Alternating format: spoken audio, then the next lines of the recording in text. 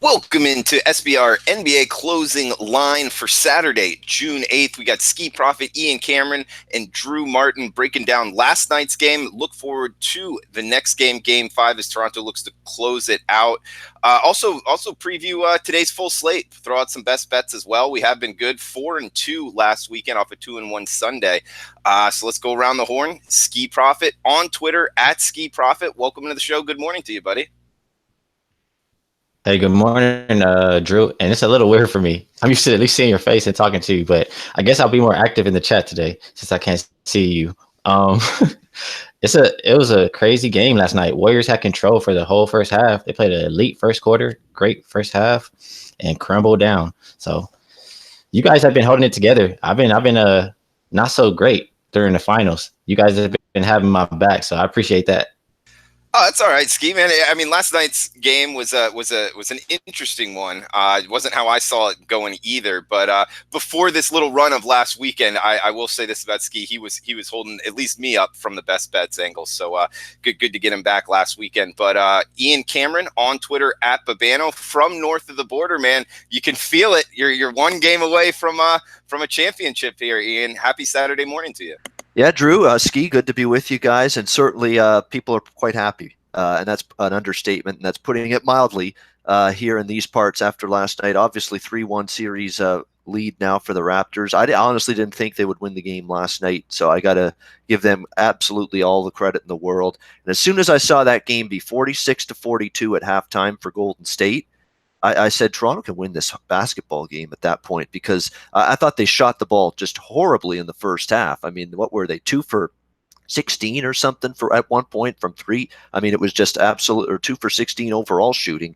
Just absolutely awful shooting start for the Toronto Raptors. Really, Kawhi Leonard's the only guy in the first half that had anything going for this Raptors team, and it ended up basically being a situation where their defense. And we're going to probably talk a lot about how good this Raptors defense is on the show when we recap this game. Their defense kept them in it. I mean, they did not let Golden State get off offensively, and as a result, they were only down by 4 at halftime. And then in the second half of the game, I mean, if you're Steve Kerr and you don't go to bed last night with nightmares of the pick and roll, I mean, look out. I mean, he's probably tossing and turning like, oh, no, another pick and roll. No.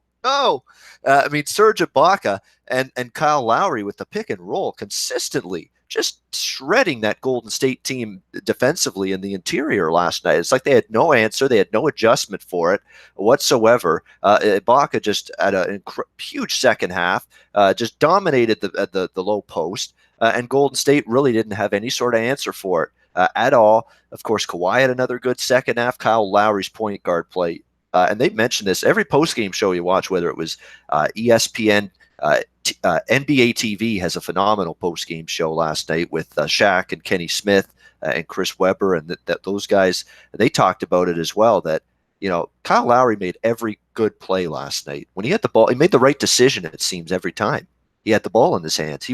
That's as good a complete point guard game as I've ever seen from Kyle Lowry. And that's why it bothers me when people just go crazy criticizing him when he doesn't shoot well one night. Do you realize the other things he brings to a basketball team? Do you realize how great a passer he is? Do you realize how great vision he has on the court? Do you realize the kind of great decisions he makes with the basketball like he did last night? Do you know the kind of defense he plays for a smaller guy? He's got that pit bull mentality, draws the charge anytime he gets the opportunity. Kyle Lowry, there's a lot more to just shoot to him playing that point guard position than shooting the basketball, and he showed it last night. The whole team was great. Fred VanVleet, tough SOB that he is, ends up getting cut, stitches, teeth knocked out of his mouth, tooth of his lying on the court in the fourth quarter.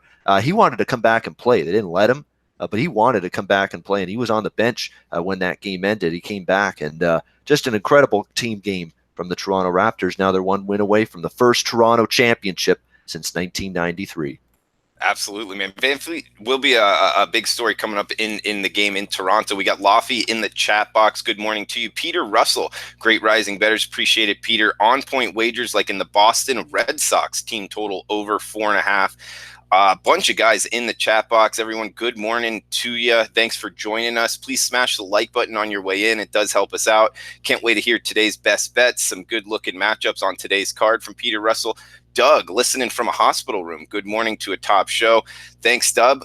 Hopefully everything is okay with you and your family. Lance, how about those Raptors? Absolutely. We're going to be talking about them a lot here on the show. Skee, want to throw it to you. What you saw in last night's game, kind of a recap overall, and anything you think the bettors can use going forward in the next game back north of the border. Well, first of all, on some of the points that Ian made, I have to give some credit to Kyle Lowry because I'm one of the ones who bashed him all the time. And I have to say, this is the first year he's been stepping up, and it must be because he's not forced to have to score as much. He can do all of those other things that he's so good at doing now, rather than have to focus on scoring and carrying the team. So he's been doing his job. Raptors have been doing their job, and just Nick Nurse, he's been awesome. He's a rookie head coach. I said I wasn't sure what we would get from him. He's shown time and time again. He's great at making adjustments. The Bucks series, after they went down 2-0, he made some more adjustments and 4 wins straight. And this game, I don't believe they played that boxing one in the first half. They came out the second half, and as soon as Clay left the game, boxing one right away. So, I mean, I like what I've seen from Nick Nurse. He's shown he's a great head coach, one of the top head coaches in the league. And maybe if you're backing the Warriors, you want to avoid him making adjustments in that second half. Maybe you want them early, but it's looking kind of tough for the Warriors at this point. In Skee, you bring up Nick Nurse, good coaching. I've heard you say in the past about Steve Kerr being a good coach as well and his adjustments. Is there anything left in kind of in the tank for Steve Kerr to make adjustments that would make you want to bet on the Raptors in Game 5? Is there anything left for Steve Kerr to bet on the Warriors, you mean? Yeah, that's what I meant, yeah. Well, yeah, Steve Kerr is also great at making adjustments, and we see them come out the game and start the game great. So they were doing what they need to do to start the game. It's just after that, I mean, it's not too much you can do when you're short players. The boxing one, I mean, you can't play Clay the whole entire game, and there's not really anybody else making shots. So it's tough. I mean, we're going to be praying for the Golden State side for KD to come back, but it doesn't look likely. Yes, I don't really know. Quinn Cook, I mean, he tried.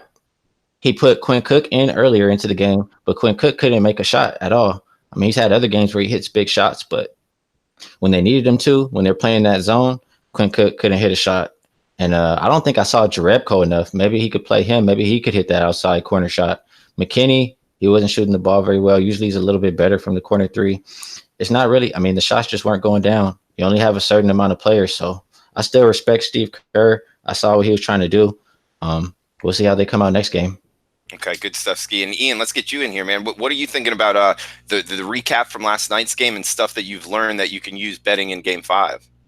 Well, I think for Steve Kerr, he's going to have to find some way to get more shooters on the court. I know last night he tried to get a little bit more of a bigger presence. He played Cousins a bit. He had McKinney out there for a bit. That kind of lineup didn't necessarily work either. It's going to have to be a constant rotation. He's going to have to find a rotation that is going to be able to step up and give Golden State support to the likes of Curry and Thompson. It really is that simple. Where's Draymond? Draymond Green has been very good at times defensively in this series, although last night it was hit or miss for him. He had a terrible technical foul that put his team in a bind. A horrible foul by him with about 2 minutes or so to go when they were down by 10, knowing that Toronto was in the bonus. They were in the penalty. So any foul from that point on, you shoot free throws. You know, he committed a foul right by half court. It was a terrible decision on his part. So he made a couple brain farts last night, Draymond Green, but he's going to have to start shooting the ball a little bit more from the perimeter, trying to make some shots out there. Someone else, there's going to have to be a third perimeter threat out there somehow to help Steph and help Clay. Because and obviously usually Kevin Durant's that one guy you can rely on. But I'm here to tell you, I can't see Kevin Durant playing Game 5, and I'm not even sure now he's going to play in this series, guys. Like, has he even gone through a full contact practice session yet? I haven't seen it. You know, we're still waiting on that. The Golden State team doctors have not cleared him yet, and that has to happen. There's no KD coming back unless the doctors give him the green light, the thumbs up, and say, hey, Kevin, you're good to go. And from everybody that's close to the Golden State team, they're all saying the same thing. We can't just assume that he's going to be back at some point yet in this series. There's a lot of steps and things that Kevin Durant has to go through before he's cleared and before he can play a game in these finals. So it's a very, very troubling situation right now for Golden State, because I'm at the point to say that, to me, the only way they're coming back to win 3 in a row is if Kevin Durant comes back. And that if is looking like a massive if. And right now it's an if that I'm not sure is going to come to fruition or become a reality, that we see KD at any point in this series. You see him, by the way, with the somber, not high fives, but low fives of his team when they were coming off the court after the loss last night. His head down. It didn't look like he had a very bleak, serious expression. That didn't look like a guy that's close to coming back to an NBA Finals series. That's my opinion. I'm no doctor. I'm no a team medical person, but my thought is that he doesn't look like he's close yet to coming back. We'll see though. Good stuff, Ian. And guys in the chat box, give some love here. Magooster from north of the border, top of the morning to you. Greatest ever. Saying good to see you guys. God is good. We got LOL. Yep, greatest ever. Cashed a first half ticket from Skee Profit. Magooster, I always remember that show you did with Jimmy and I, man, about your recap of Costa Rica, all those odds on what happened down there. Good stuff, man. Everybody in the chat box, let us know what you're looking to bet at on today's card. Not only NBA, or there is no NBA, but MLB, maybe WNBA, not really sure. Bricker in here saying you're late. What's up, everyone? Welcome in, man. Solid point from Casey.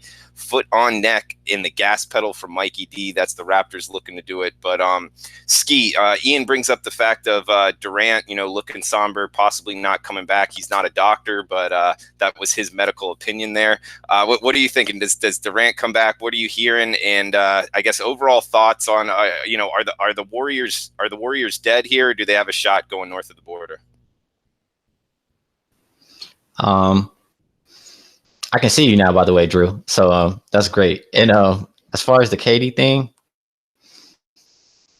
I feel like this sounds familiar. It seems like Super Bowl when they're covering up the running back. I'm blanking out right now, but they were acting like KD's going to come back, but I just don't see it. I mean, they say at the middle of the series. I mean, we're past the middle of the series here now, and he hasn't even been really practicing or doing anything to make us believe he's going to play. I don't see him coming back. And I agree with Ian. To win 3 in a row, I think they do need KD. And they've been on both sides, up 3-1, down 1-3. They lost a 3-1 lead. They won and came back against the Thunder from down 3-1. I mean, it's not impossible. It's possible, but I don't really see it happening after what I've seen in this series without Kevin Durant. That's a good comparison. You're talking, of course, about Todd Gurley. Yes, very, very good comparison there in terms of, how injured was he, going into that Patriot-Rams Super Bowl earlier this year. It sort of looks that way right now with Kevin Durant. If I'm the Raptors, I consider doing this, and I know some coaches do this when they're about to clinch a series of championship, especially on their home court. But the coach is worried. They don't want the players exposed to the media in the city and locally. The fans going bonkers, and believe me, they're going bonkers. You see any pictures and video from Toronto last night, they're going bonkers. You want to shield the players from that. You want to keep them in that focused, razor-sharp mindset, in that bunker, so to speak. This may be where you resort to getting the Raptors maybe just out of to the suburbs of Toronto, stay in a hotel these next 2 days. Like some coaches have done this, by the way. Just avoid all the noise and the downtown area where people are going nuts and already thinking you've won the series. Keep them focused. You still have to respect this team here at Golden State. It's still a team that's been to the finals 5 years in a row, that's going for their 4th title in 5 years. You don't want to let them any sort of life, because if you don't win Game 5, all of a sudden you're making this trip you don't want to make back to the Oracle for Game 6, which would absolutely be the last game, win or lose, of course, in this series for Golden State, the last game at Oracle Arena before they shut it down and move to the new arena, the beautiful new arena from what I've seen in downtown San Francisco for next season. So, that's the kind of fire you don't want to play with if you're the Toronto Raptors. You really, really want to get it done Monday night in Game 5 at home, because you let a team with the pedigree of a Golden State up off the mat and give them even a little bit of hope, a little bit of faith, a little bit of confidence. Never know what could happen. Just ask the Golden State Warriors a couple of years ago in the finals when LeBron's Cavs came back from 3-1 down to beat them. So you never take any team for granted. Well said, Ian. And guys, we're going to be covering MLB here. We got WNBA, UFC card as well. So we'll see if the guys have any opinions and let us know what you're betting. Feel free to market it however you'd like, and we'll get it out here on the show. Skee, we got a WNBA game here. I know you've been really good in WNBA so far this year. Follow him on Twitter at Skee Profit for good picks. We got the LA Sparks, Minnesota Lynx here. Any last thoughts here on the NBA for today? We'll cover it a little bit tomorrow as well before Game 5. But any last thoughts on the NBA and any thoughts on this game in the WNBA today?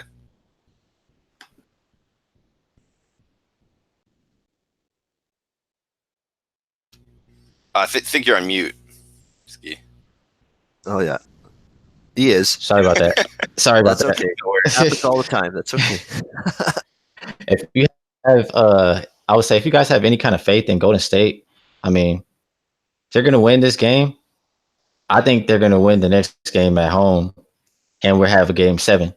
So if you have that mentality where you think Golden State can win this next game, I mean, why not take a flyer on plus 500 on the series? Because at the end of the day, if they win this next game and they go back home and win, I mean, Game 7 is a toss-up. Yeah, plus 500 odds, and I think they could be able to do it. So if you're one of the people who think they can win, that's the route I would take. I wouldn't necessarily bet on just Game 5.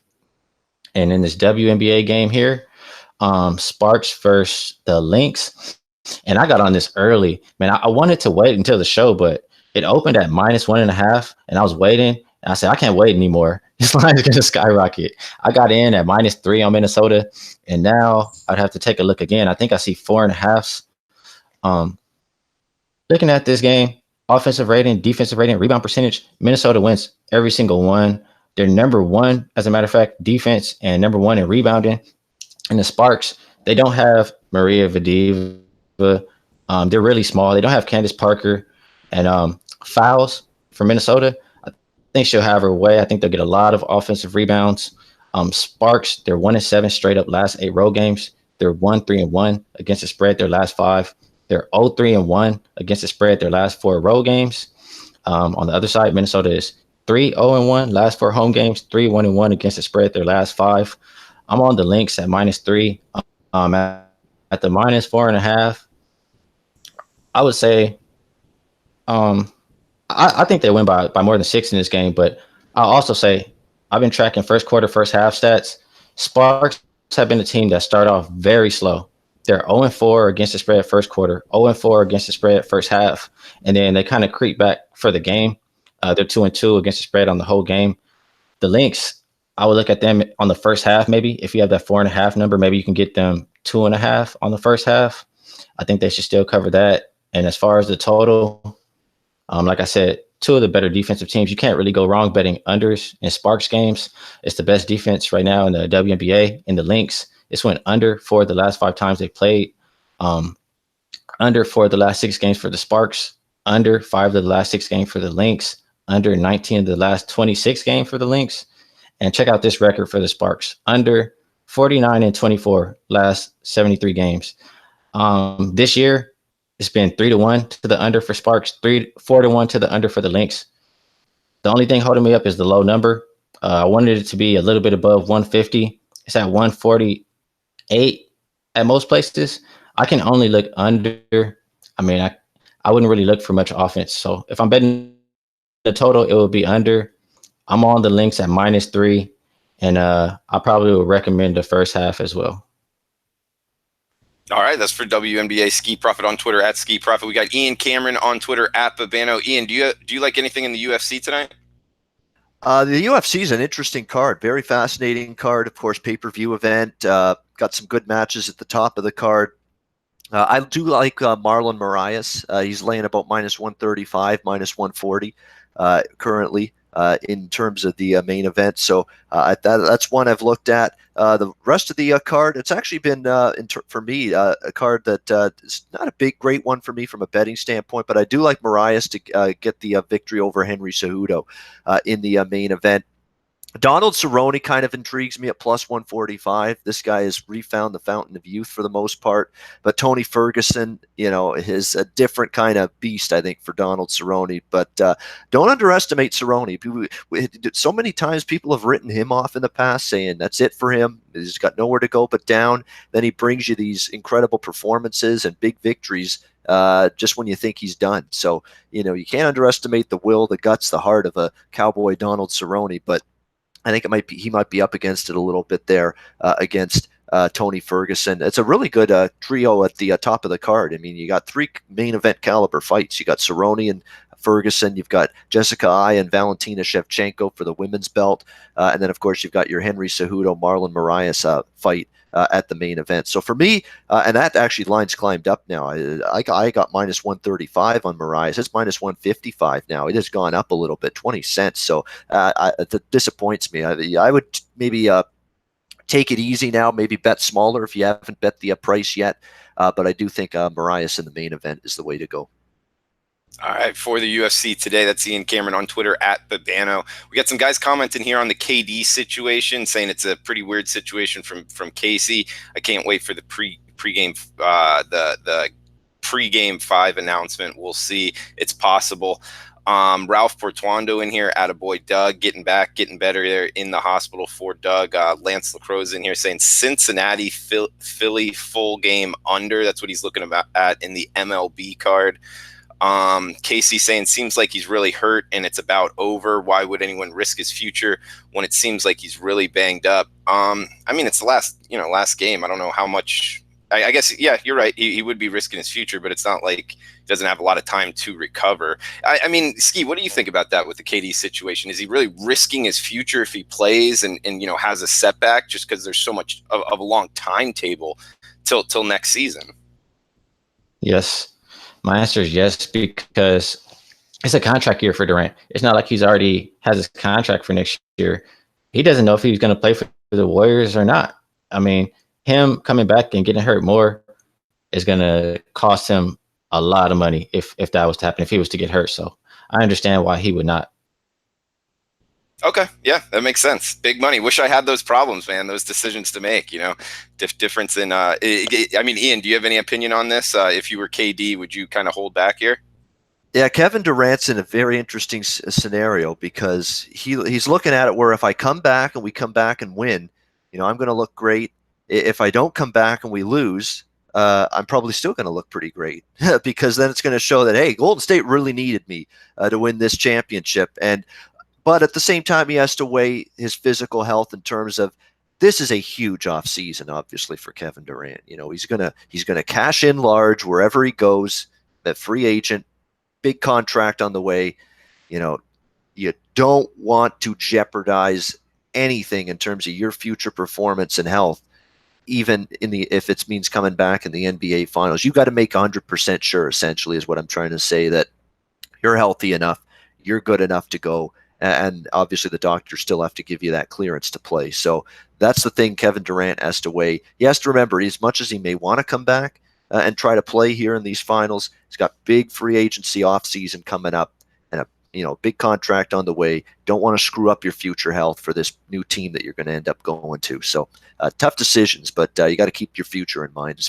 If you're me, if I'm in issues, I'm thinking of that. Yeah, good. I agree with you guys. You got to keep kind of all things considered here. Good morning to you, Ron. KD might want them to lose, so his worth is greatly priced and considered at for the next team. A little varsity blues situation there, quarterback going down and rooting for the opposing team. I doubt that's the case, but who knows, maybe. Warriors will play him if he can run from Chip. Bunch of guys in here, so happy to hear that Viper in here. He's got a stack on the White Sox today, so looking towards the White Sox. I believe they're playing the Royals. Guys, let's get into the MLB card, and we got best bets coming up at the end. 22-20 on the year off of a 4-2 weekend for the group, but full MLB Saturday card here. Ian, Oakland, Texas. I was looking towards the A's on the road. You got anything on that one? We got Viper with the Chicago White Sox, a stack on them as low as minus 129 right now. Atlanta, Miami was kind of intriguing me. I think what that line's a little high on the most profitable team in baseball in the short term here, the Miami Marlins. Colorado, New York Mets was kind of looking towards this over. Both teams' offenses playing pretty well. What are you liking today, Ian, on today's MLB card? I mean, I kind of like Philadelphia. There's a couple afternoon games. Philadelphia is kind of interesting here as a small home favorite against Cincinnati. Someone in the chat mentioned the under. When it comes to Nick Pivetta, throw out everything he did like in April. He was awful in April. There's no denying that. He was terrible. He was not pitching well. He was getting hit hard. Walks and command and control were a problem. You have to throw out that. That can't be part of the handicap anymore because he went down to AAA, got his mechanics adjusted, made some tweaks to his delivery and his mechanics, and he's come back to the Phillies late May and here into June, and he's made 2 starts, and he's given up 3 runs in 11 innings. And in his last start against the Dodgers, I thought he was absolutely terrific. He had 3-hit shutout baseball in 6 innings against the LA Dodgers, who have a pretty good lineup and have been a pretty good team this season. So there looks to be maybe a buy sign on Nick Pivetta. He looks like he's figured some things out, pitching a lot better in the 2 starts since he's been called up to AAA, from AAA, I should say. Tanner Roark, on the other hand, to me, I think this guy's going to go down a little bit. He's been very, very good this season, but I found last year he started strong. Then as the season wore on, he became more and more hittable. I think you could see something like that with Tanner Roark. He has been good on the road, 2.88 ERA for him, but faced the Phillies last year in this ballpark, got shelled in that game. 5 runs, 10 hits, 4.2 innings. A couple of Phillies do have some decent numbers against Roark in the past, and maybe the Phillies are putting it together. They won 2 in a row against San Diego at the end of their road trip. They won the opener against Cincinnati last night. They were struggling a bit before that. On the flip side, Cincinnati's kind of going in the other direction. They've lost 4 of their last 5 games. So I think I'll lay the small home favorite price here on Philly. I think Pivetta showing signs he's turning it around. People saying under the total worth a look. I wouldn't argue with that either. Cincinnati's not hit the ball as well recently. And even the Phillies lineup, the last 2 games against San Diego, they came to life. But before that, it was a hard time for them, topping 3 runs in a lot of games. So Philly and under makes sense to me in that game. Okay, and you can grab them under -120, -119 right now at Heritage. That's the Phillies at home versus the Reds. Ian, looking in that direction. Skee, what about you? You liking anything on today's MLB card? Yeah, I am looking away. Maybe you guys can help me out as well, but I'm looking at this Cubs and Cardinals game here. Really quick, Flaherty. I feel like Flaherty's been going downhill. He has a home ERA of 2.25. He's 3-1 at home, but on the road he's 1-2. ERA is 6.20. And then Lester, his last game was pretty good. He went 7 innings and he allowed 1 run versus the Angels, and his home ERA is 1.76. So, I mean, I just see a big advantage right there. And I look at the bullpen. I see Chicago is 6th and St. Louis is 13th. OPS, Chicago 4th, St. Louis 19th. Versus right-handed pitchers, Chicago is 11th. Versus left-handed pitchers, St. Louis is 25th. St. Louis is 0-5, last 5 at Chicago. Chicago is 4-1 straight up their last 5 games. I think I'm liking the Cubs in this game. Yeah, it would have to be the Cubs if I'm playing this game. Any opinion on that? Yeah, I mean, I wouldn't necessarily bet the Cardinals. It's just the only thing that I would pump the brakes on is John Lester. Before the last game, like you said, he did have a good game. It was 7 runs to the Astros, 4 to the Phillies, 5 to the Nats. That's the only thing that's kind of shaky with me on Lester. He is a veteran, so maybe he can work himself out of this and become a top line pitcher here with only 1 earned run versus the Angels last time out, Skee. So I think you're onto something. I might want to see it one more time through here before I put him, in the bet on category. That's just kind of, playing devil's advocate here and why I'm probably not going to bet it. Ian, do you have any opinion? I've sworn off betting any John Lester starts because I keep trying to bet against him, and he keeps doing this Houdini act where, every advanced stat and metric you point to says John Lester shouldn't be pitching all that great. Although he has been roughed up, a couple of times here and there, but then he also has a start like last time against the Angels where, he's fantastic for the most part. So even though the metrics and the advanced stats say, hey, this guy should be getting bombed, but that's John Lester. He's crafty, and sometimes you have to spot these guys where their advanced metrics consistently say he's getting lucky. He's out pitching what he really should be. But sometimes guys just manage to keep doing it and defy the odds, so to speak. And John Lester's kind of done that. So I learned the lesson early. And now I'm at the point where, hey, if Lester, gives up 5 runs, it won't surprise me. If he goes out there today, gives up 1 run in 6-7 innings, that wouldn't surprise me either. So he's a really tough read for me, and I stay away from any game now that he pitches in, to be honest. Yeah, I agree with you. One last comment. Yeah, go ahead, Skee. One last comment. I'm going to look more into it, but I hear you said he got hit by a couple teams there. Maybe that was more so on the road. I see his ERA is 3.32, but I mean at home it's 1.76. So maybe at home he pitches better. I'll do some more digging there. Yeah, I did. They were on the road. Definitely the starts that I remember him getting hit around a bit were definitely on the road. He has been good at Wrigley, and again, your home ballpark, you got a chance to pitch really well in there. So we'll see how that goes. For me, in terms, I love my MLB overs. Everybody that knows me knows that. How do you not take a Pittsburgh over right now? Again. I mean, this is Pittsburgh over is amazing. It is 26-8. The last 34 games to the over for Pittsburgh. That's a 26-8 over the total run. That is not just a small sample size. There's something to that. And the something to that is the Pittsburgh lineup is better than people think. They got this Brian Reynolds kid on it. He's a rookie. He's hit great. Starling Marte's healthy. Gregory Polanco's finally healthy and in the lineup regularly. Josh Bell's been outstanding for them in this lineup. Colin Moran, the third baseman's really caught fire with the bat as well. So as a result, it's a Pittsburgh lineup that right now is hitting well and probably doing a lot better than a lot of people thought. Now, Lyles and Davies, the 2 pitchers, have actually been okay for these 2 teams. They haven't pitched that bad, but I'm not expecting length from them. Lyles is not an innings eater. Zach Davies usually doesn't pitch overly deep into most of the starts he has, and these are 2 bullpens that have really been worked hard lately. And when you get this kind of run, 26-8 over the total like Pittsburgh in their last 34 games, it's because of a lineup that stayed hot. It's because of a pitching staff that stayed very suspect and a bullpen that's been not very good and overworked. And that's kind of been the case with both of these bullpens. It goes back to the Milwaukee series against Miami, that stunning series where Miami took 2 or 3 games in blowout fashion against Milwaukee. That Milwaukee bullpen was really used heavily, and it's sort of a carryover effect now into this series where you got a little bit of a worn down bullpen. So total there 9.5. Until I see otherwise, and until I see, this streak come to an end with a couple of unders in a row, I just got to keep going back to it with this Pittsburgh team over the total. Yeah, no, you're right. Good points there, Ian. Ian, want to come back to you with a question here. Grim Reaper in the chat box saying Houston under 8.5. And we're talking the Astros and we're talking an under. So a lot of people look at that and go like, whoa, what's up? But keep in mind, they are banged up and they're going against Baltimore, which isn't necessarily an under team in themselves. But Andrew Kashner's their top pitcher here. We got Valdez coming from the left side for Houston. Does that 8.5? You can't even find a 9 out there, Grim Reaper, at Bookmaker if you got a Bookmaker account. Chris, Costa Rican International Sportsbook account. Does that kind of scare you off seeing a 9, 8.5 here, Baltimore, Houston, or do you think he's on to something?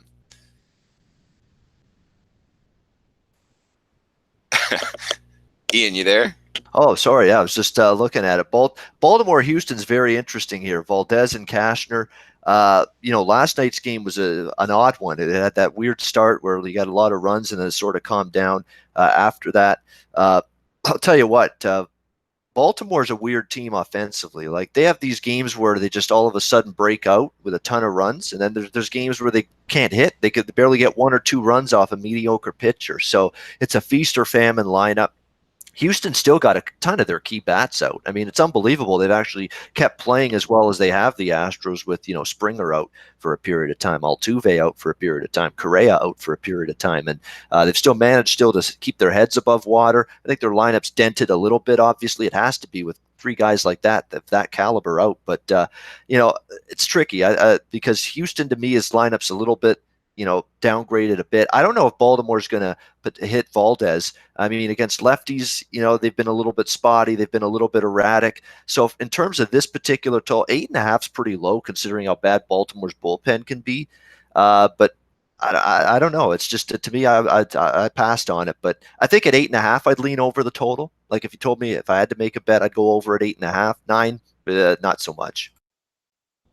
All right, good stuff, Ian. And yeah, sorry for putting you on the spot there, but I just thought No, it I was was busy reading something in the background. That's all. okay. I thought it was a good point by Grim Reaper here. And guys, we'll get last thoughts and in best bets here, and in the chat box, bunch of guys looking at stuff. Got Astros under 9. That's from Ralph Portuando. So a couple guys looking at it. Grim Reaper saying now it's plus 100 at 9. Also, Joe Anisik saying he's taking Baltimore plus 1.5 underdog run line there. That's a good look, Joe. I think Andrew Kashner's kind of underrated as well. So plus the fact of Houston being banged up right now, Springer, Altuve, Correa, all out. So that's 3 big bats. Might be a good time to be looking to fade the Astros. So we can throw it around. Kind of last thoughts here. Ian, you got any last thoughts you want to throw out before we get to best bets? Yeah, a couple more in baseball. I'm tempted by the over in Washington, San Diego. I know Scherzer's on the mound, and we know how great he can be. But how many games with Scherzer have we seen go over the total because the bullpen comes in late and blows it? And another blown game last night for the Nationals. They lose it in the 9th inning. This bullpen's horrible. So unless Scherzer goes 8 or 9 innings, I think San Diego is going to be able to put some runs on the board. And Washington is one of the top teams in Major League Baseball against lefties. They've really hit lefties well. This Nationals team, they're facing another lefty, I believe a 3rd straight lefty here for San Diego, and Lauer on the mound for them. So total of 7. I'm definitely interested in the over. I'm interested in Washington team total over perhaps, okay, because again, we're talking about a team that I think is one of the best teams against lefty pitching this season in terms of batting average, runs per game, OPS, all of those key stats. So definitely interested in Washington scoring. The key is going to be, can San Diego get a little something off Scherzer? And I think they can. They actually did hit Scherzer. They got 10 hits, I believe, off Scherzer when San Diego faced him in Washington earlier this year. So I think 7 is a low enough number there in that game. We could slide up and over the total in that game. Also got to ride this Lucas Giolito train for the Chicago White Sox. He's only laying $1.30 or so on the road against a terrible Kansas City team, 20-43. Now, Chicago's no great shakes either, but Lucas Giolito has completely tweaked some things, changed his mechanics a bit, and the result has been not 1, not 2, but 3 brilliant starts in a row. In fact, he enters this game on a tremendous 7-0 streak, and the White Sox are 7-0 in his last 7 starts.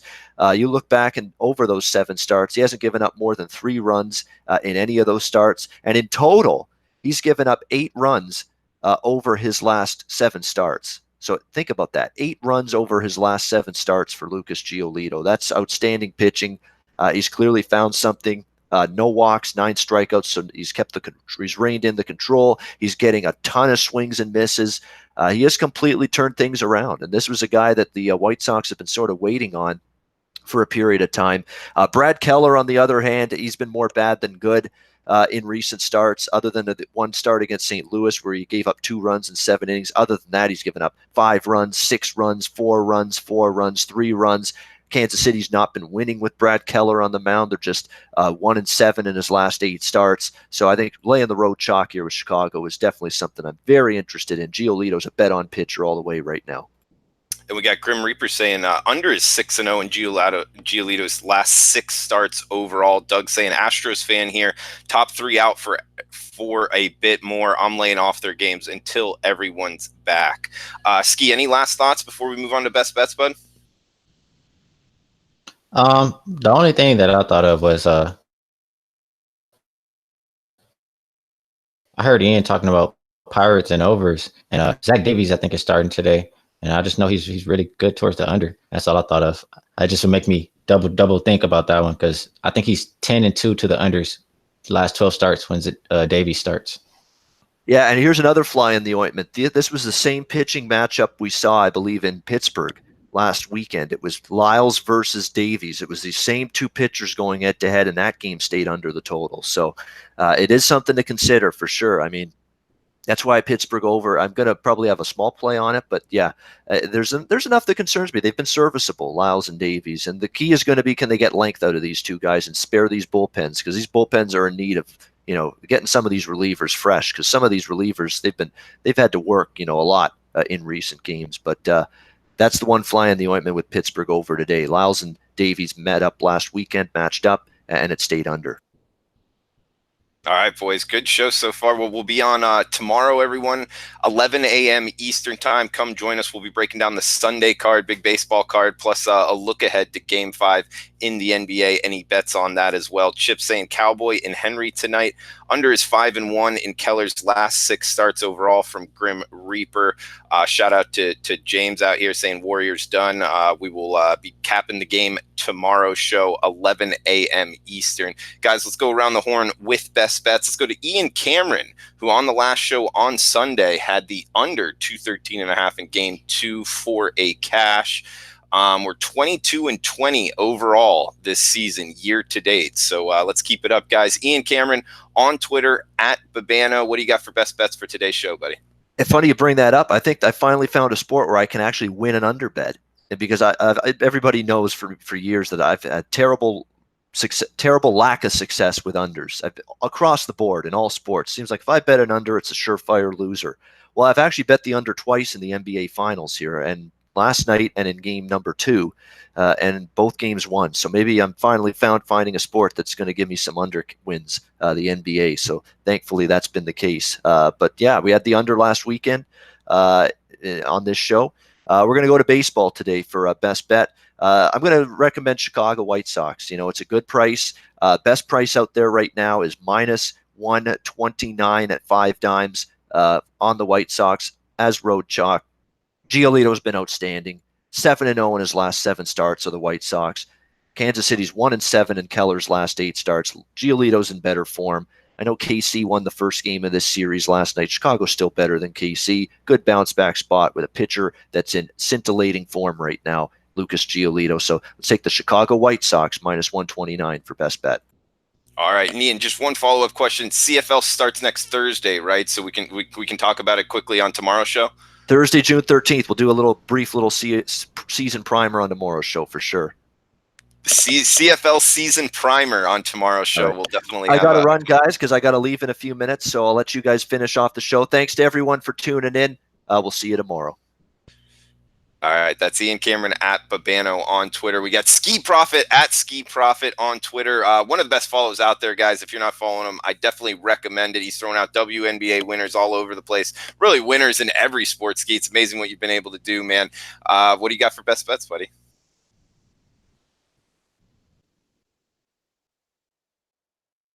Got you on mute again, man.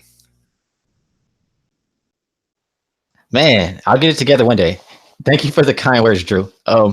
My best bet, I don't want to tell people to go chase the line in the Lynx game.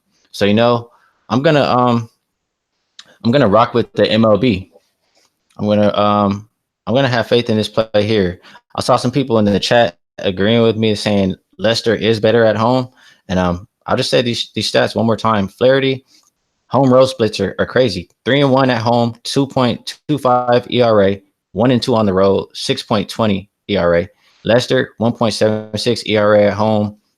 My best bet is going to be the Cubs. I'm rolling. What's the best line I could get? That's the one thing I had trouble with. I couldn't line shop right now, but I will be on the Cubs.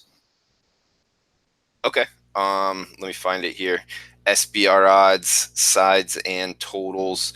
Looks like we got St. Louis Cardinals with Flaherty on the hill, Chicago Cubs, John Lester on the hill coming from the left side, 7.5 the total. Looks like minus 110, so looks like plus 101 at bookmaker right now on the Cubs. And that's what I'll take, plus 101. I like them. Bullpen advantage, hitting advantage, starting pitcher advantage, history, 0-5, last 5 at Chicago. Give me the Cubs. All right, Chicago Cubs in the Cubs Cardinals series. Also, guys, a tidbit with that on the Cubs Cardinals. I believe the Cardinals go down to South Florida and play the Marlins on Monday. That's a game that I've circled. Both the Cubs and Cardinals struggle after they play each other. Plus, it's a Sunday night fade. They're playing on Sunday night. Then they have to play the next day. So a couple angles there pointing towards fading the Cardinals on Monday night. Love to go ahead and circle games, kind of get ahead of the market moves when they come out the day before.